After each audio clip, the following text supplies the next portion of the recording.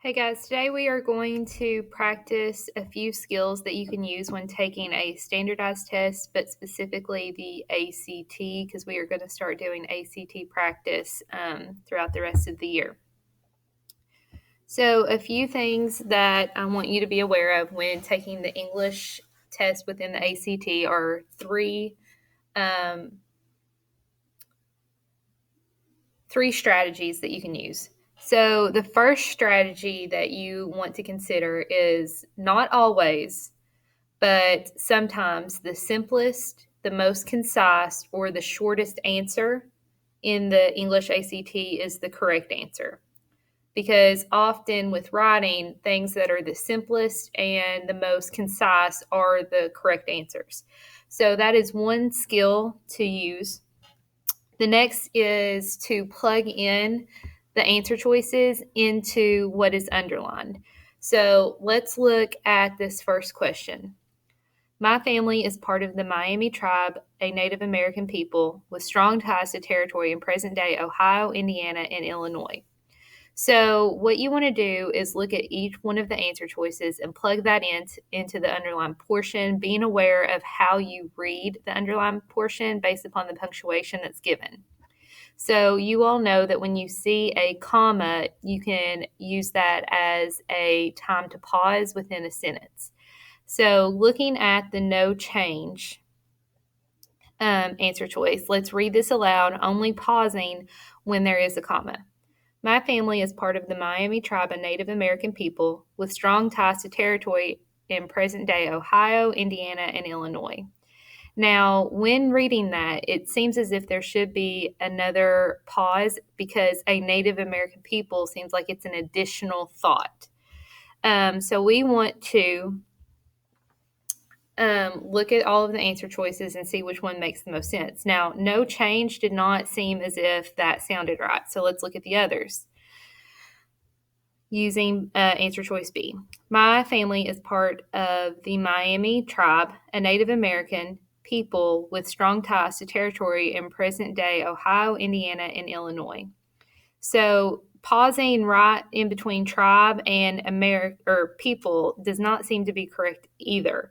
If we were having an additional thought, it would be a Native American people as the additional information. So that one doesn't work. Number C. My family is part of the Miami tribe, a Native American people with strong ties to territory in present day Ohio, Indiana, and Illinois. This seems a little more correct because it is using a comma to separate the two clauses. Whereas at first, with answer choice B and just with answer choice B, adding those two commas after tribe and after American made this seem as if it was an additional thought. Whereas if you look at answer choice C, it's separating the two clauses, which is also what is trying to take place in answer choice A. However, the two clauses in answer choice A would not end or be separated right here with people. And then let's look at answer choice C. My family is part of the Miami tribe, a Native American people with strong ties to territory in present day Ohio, Indiana, and Illinois. When you see a semicolon, you can replace a semicolon with a period. If you could do that, if you could end your sentence there with a period, then chances are you can use a semicolon. However, you have to look at what comes before and what comes after the semicolon. If you use a semicolon, what comes before and what comes after has to stand alone. If we were to use this, we would want my family is part of the Miami tribe, that clause to stand alone, and we want a Native American people with strong ties to territory in present day Ohio, Indiana, and Illinois to be able to stand alone. So those would have to be two independent sentences. So now that we've plugged in all of the answer choices, we want to use the process of elimination. So you're going to cancel out two answer choices that can not be correct. So we want to cancel out the two answer choices that are the least correct. So for us, for question number 1, number A and B are, we know those are incorrect. The comma after people does not separate these two clauses into an independent clause with an independent clause, or an dependent clause with an independent clause.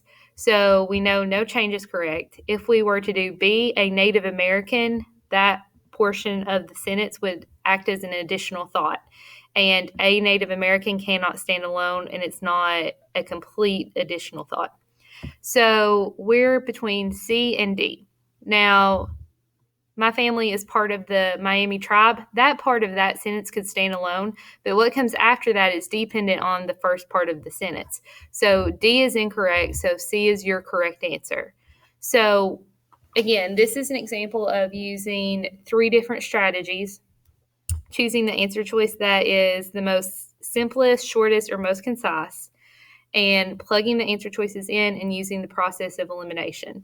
So when you are taking this test, use these skills to complete the questions.